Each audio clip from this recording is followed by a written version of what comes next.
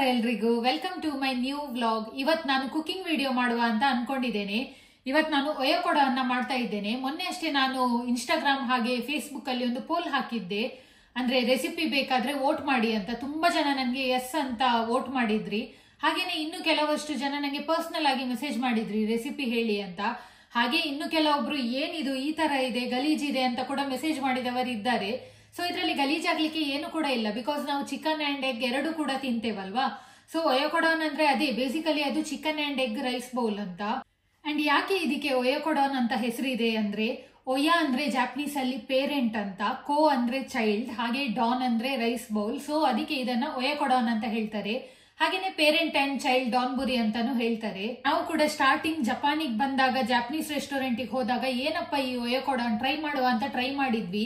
So ಫಸ್ಟಿಗೆ ನನ್ಗೆ ಕೂಡ ನೋಡುವಾಗ ನಾನು ತಿಂತೇನೆ ಇಲ್ವಾ ಅಂತ ಆಗಿತ್ತು. ಬಟ್ ತಿಂದಾದ್ಮೇಲೆ ಎಷ್ಟು ಚಂದ ಇತ್ತು ಅಂದ್ರೆ, ನಾನೇ ರೆಸಿಪಿ ಹುಡುಕ್ಲಿಕ್ಕೆ ಟ್ರೈ ಮಾಡಿದೆ, ಅಷ್ಟು ಚಂದ ಇದೆ. ಅಂಡ್ ಇನ್ನೊಂದೇನಂದ್ರೆ, ಇದು ತುಂಬಾ ಬೇಗ ಆಗೋಗುತ್ತೆ. 10 to 15 ಮಿನಿಟ್ಸ್ ಅಲ್ಲಿ ಒಯಕೊಡಾನ್ ರೆಡಿ ಆಗ್ತದೆ. ಇವಾಗ ಹೇಗಾಗಿದೆ ಅಂದ್ರೆ, ಏನಿಲ್ಲ ಅಂದ್ರೂ ಒಯಕೊಡಾನ್ ಮಾಡಿ ಬಿಡುವ ಅಂತ, ಅಷ್ಟು ಈಸಿ ಆಗಿದೆ. ಸೊ ನಿಮ್ಗೆ ಇಂಟ್ರೆಸ್ಟ್ ಇದ್ರೆ ಪ್ಲೀಸ್ ಈ ವಿಡಿಯೋನ ಕೊನೆಯವರೆಗೂ ನೋಡಿ, ಅಂಡ್ ನೀವು ಕೂಡ ಮನೆಯಲ್ಲಿ ಟ್ರೈ ಮಾಡಿ. ಸೊ ತಡ ಮಾಡೋದು ಬೇಡ, ಸ್ಟಾರ್ಟ್ ಮಾಡುವ. ಸೊ ಫಸ್ಟಿಗೆ ಈಗ ನಾನು ಏನ್ ಮಾಡಿದ್ದೇನೆ ಅಂದ್ರೆ, ಇಲ್ಲಿ ಚಿಕನ್ ಥೈ ಪೀಸ್ ನ ತುಂಬಾ ಚಿಕ್ಕದಾಗಿ ಕಟ್ ಮಾಡ್ಕೊಳ್ಬೇಕು. ಸೊ ನಾ ಕಟ್ ಮಾಡ್ಕೊಂಡು ಕ್ಲೀನ್ ಮಾಡಿ ಇಟ್ಕೊಂಡಿದ್ದೇನೆ, ನೋಡಬಹುದು ಇಲ್ಲಿ. ಸೊ ನೆಕ್ಸ್ಟ್ ಇವಾಗ ಏನ್ ಮಾಡ್ಬೇಕಂದ್ರೆ, ಒಂದು ದೊಡ್ಡ ಆನಿಯನ್ ಇರ್ತದೆ ಅಲ್ವಾ, ಅದರ ಹಾಫ್ ತಗೊಂಡು ಅದನ್ನ ವರ್ಟಿಕಲ್ ಆಗಿ ಕಟ್ ಮಾಡ್ಕೊಳ್ಬೇಕು.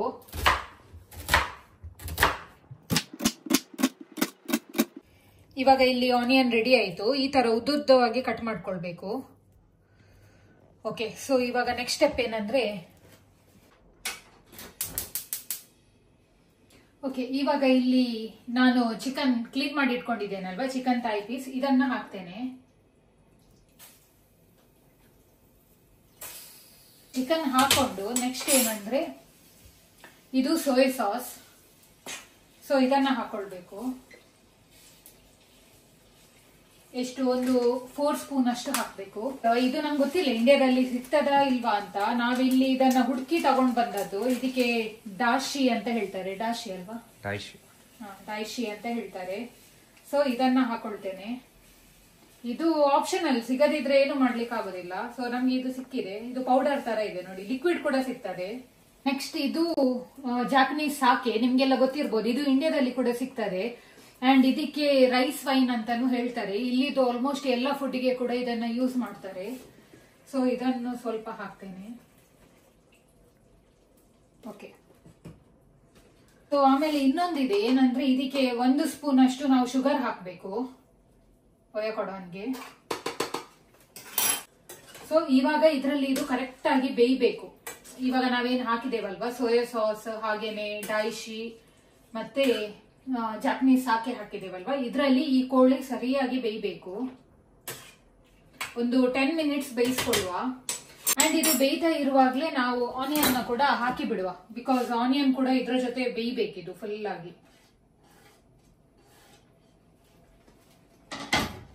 ಹಾಗೇನೆ ಇವ್ರು ಹೇಗೆ ಗೊತ್ತುಂಟಾ ಅಂದ್ರೆ, ನಾವು ತುಂಬಾ ನೋಡಿದ್ದೇವೆ ಇವರ ಫುಡ್ ಅಲ್ಲಿ ಅಷ್ಟು ಉಪ್ಪು ಖಾರ ಎಲ್ಲ ಇರಲ್ಲ. ಅಂಡ್ ಇವರು ಖಾರ ಅಂತೂ ತಿನ್ನೋದೇ ಇಲ್ಲ, ಫುಲ್ ಚಪ್ಪೆ ಇರ್ತದೆ. ಬಟ್ ನಮ್ಗೆ ಉಪ್ಪು ಖಾರ ಎಲ್ಲ ಬೇಕಲ್ವಾ, ಸೊ ನಾವು ಸ್ವಲ್ಪ ಉಪ್ಪು ಖಾರ ಎಲ್ಲ ಹಾಕೊಳ್ಳುವ, ರುಚಿಗೆ ತಕ್ಕಷ್ಟು ಉಪ್ಪು.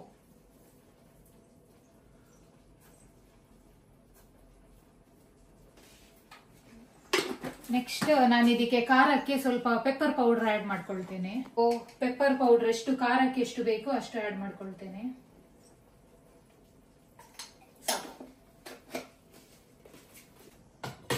ಸೊ ಲಿಡ್ ಕ್ಲೋಸ್ ಮಾಡಿ ಇಟ್ಟಿದ್ದೇನೆ ನಾನು. ಸ್ವಲ್ಪ ಒಂದು 10 ಮಿನಿಟ್ಸ್ ಬೇಯಲಿಕ್ಕೆ ಇಡುವ.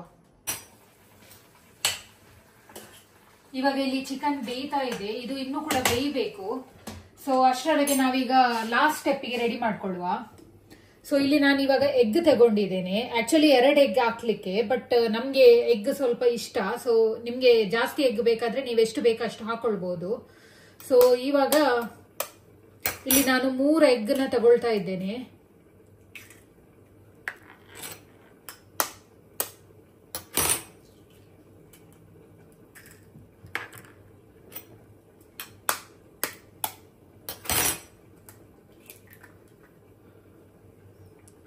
ಸೊ ನಾನು ಇವಾಗ ಇಲ್ಲಿ 3 eggs ನ ತಗೊಂಡಿದ್ದೇನೆ.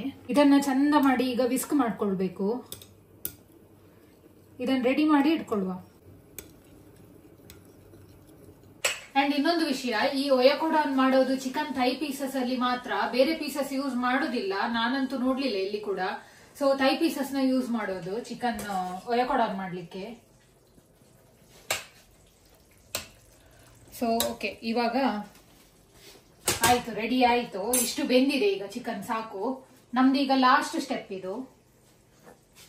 ಸೊ ನಾವಿಲ್ಲಿ ಏನು ಎಗ್ ತಗೊಂಡಿದ್ದೇವಲ್ವಾ, ಇದನ್ನ ಸ್ಲೋಲಿ ಇದ್ರ ಮೇಲ್ಗಡೆ ಹಾಕ್ಬೇಕು. ಆಕ್ಚುಲಿ ಇದಕ್ಕೆ ಟೇಸ್ಟ್ ಕೊಡ್ಲಿಕ್ಕೆ ಎಗ್ ಕೂಡ one of the main reason.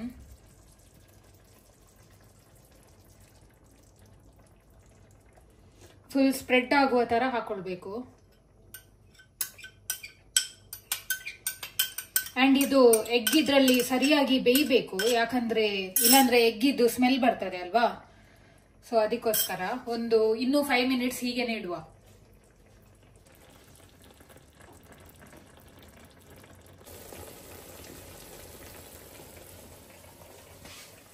So ನಾನಿವಾಗ ಗ್ಯಾಸ್ ಆಫ್ ಮಾಡ್ತೇನೆ, ಇಷ್ಟು ಸಾಕು. ಇವಾಗ ಚಿಕನ್ ಮತ್ತೆ ಎಗ್ ಕರೆಕ್ಟ್ ಆಗಿ ಬಾಯ್ಲ್ ಆಗಿದೆ. ಸೊ ನೆಕ್ಸ್ಟ್ ಏನಂದ್ರೆ, ಇವಾಗ ನಾನಿಲ್ಲಿ ಆಲ್ರೆಡಿ ರೈಸ್ ಮಾಡಿ ಇಟ್ಕೊಂಡಿದ್ದೇನೆ. ಸೊ ನಾನಿಲ್ಲಿ ಜಾಪನೀಸ್ ರೈಸ್ ಯೂಸ್ ಮಾಡಿದ್ದು. ಜಾಪನೀಸ್ ರೈಸ್ ಇಲ್ಲ ಅಂದ್ರೆ ಬೇರೆ ರೈಸ್ ಅಲ್ಲಿ ಕೂಡ ನೀವು ಮಾಡ್ಕೊಳ್ಬಹುದು, ಬಟ್ ಇದು ಜಾಪನೀಸ್ ಡಿಶ್ ಅಲ್ವಾ, ಅದಕ್ಕೆ ನಾನು ನಮ್ ಜೊತೆ ಜಾಪನೀಸ್ ರೈಸ್ ಇದೆ. ಅಂಡ್ ಇಲ್ಲಿ ಜಾಸ್ತಿ ಜಾಪನೀಸ್ ರೈಸ್ ಯೂಸ್ ಮಾಡೋದಲ್ವಾ, ಸೊ ಹಾಗಾಗಿ ಜಾಪನೀಸ್ ಕುಕ್ಕರ್, ಇದು ರೈಸ್ ಕುಕ್ಕರ್, ಅದರಲ್ಲೇ ನಾನು ರೆಡಿ ಮಾಡಿ ಇಟ್ಕೊಂಡಿದ್ದೇನೆ. ಅಂಡ್ ಇನ್ನೊಂದು ವಿಷಯ ಏನಂದ್ರೆ, ರೈಸ್ ಬೇಯಿಸ್ಕೊಳ್ಳುವಾಗನೇ ನಾನು ಏನ್ ಮಾಡಿದ್ದೇನೆ ಅಂದ್ರೆ, ಇದಕ್ಕೆ 4 ಸ್ಪೂನ್ ಅಷ್ಟು ವಿನೆಗರ್ನ ಹಾಕಿ ಬೇಯಿಸ್ಕೊಂಡಿದ್ದೇನೆ.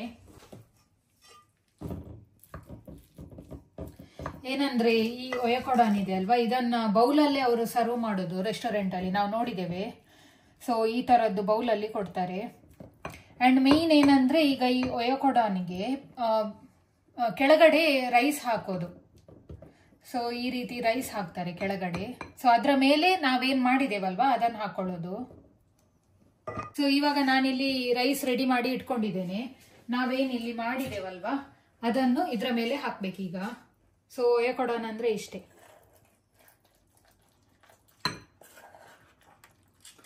ನಾನೀಗ ಸ್ವಲ್ಪ ಹಾಕ್ತೇನೆ.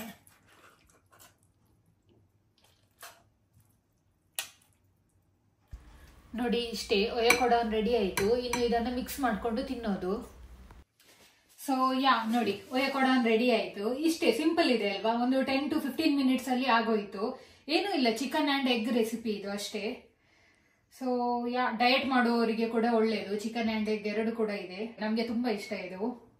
ಹೋಪ್ ನಿಮ್ಗೆಲ್ಲ ಈ ವಿಡಿಯೋ ಇಷ್ಟ ಆಗಿದೆ ಅಂತ ಅನ್ಕೊಳ್ತೇನೆ. ಅಂಡ್ ಪ್ಲೀಸ್ ಈ ರೆಸಿಪಿನ ಟ್ರೈ ಮಾಡಿ, ನಿಮ್ಗೆ ಗ್ಯಾರಂಟಿ ಇಷ್ಟ ಆಗುತ್ತೆ. ಯಾಕಂದ್ರೆ ಜಾಪನೀಸ್ ಡಿಶ್ ಅಲ್ವಾ, ಡಿಫ್ರೆಂಟ್ ಇರುತ್ತೆ. ಸೊ ಕಷ್ಟ ಕೂಡ ಇಲ್ಲ, ಆರಾಮಾಗಿ ಮಾಡಬಹುದು. ಈ ವಿಡಿಯೋನ ಇಲ್ಲಿಗೆ ಎಂಡ್ ಮಾಡ್ತಾ ಇದ್ದೇನೆ. ಇವರು ವೇಟ್ ಮಾಡ್ತಾ ಇದ್ದಾರೆ ತಿನ್ಲಿಕ್ಕೆ, ಯಾವಾಗ ತಿನ್ನುದು ಅಂತ. ಸೊ ಈ ವಿಡಿಯೋ ಇಷ್ಟ ಆಗಿದ್ರೆ ಪ್ಲೀಸ್ ಲೈಕ್, ಶೇರ್, ಕಮೆಂಟ್ ಮಾಡಿ. ಹಾಗೆ ನನ್ನ ಚಾನೆಲ್ ನ ಸಬ್ಸ್ಕ್ರೈಬ್ ಮಾಡೋದು ಮರಿಬೇಡಿ. ಹಾಗೆ ನಿಮ್ಗೆ ಯಾವ್ದಾದ್ರು ಬೇರೆ ಜಾಪನೀಸ್ ಡಿಶ್, ಸಿಂಪಲ್ ಆಗಿರುವ ಜಾಪನೀಸ್ ಡಿಶ್ ರೆಸಿಪಿ ಬೇಕಂದ್ರೆ ಕಮೆಂಟ್ಸ್ ಅಲ್ಲಿ ತಿಳಿಸಿ, ಅದನ್ನು ಕೂಡ ನಾನು ಕೇಳಿ ಮಾಡ್ಲಿಕ್ಕೆ ಟ್ರೈ ಮಾಡ್ತೇನೆ. ಸೊ ನೆಕ್ಸ್ಟ್ ಬ್ಲಾಗ್ ಅಲ್ಲಿ ಮತ್ತೆ ಸಿಗೋಣ. ಬಾಯ್ ಬಾಯ್.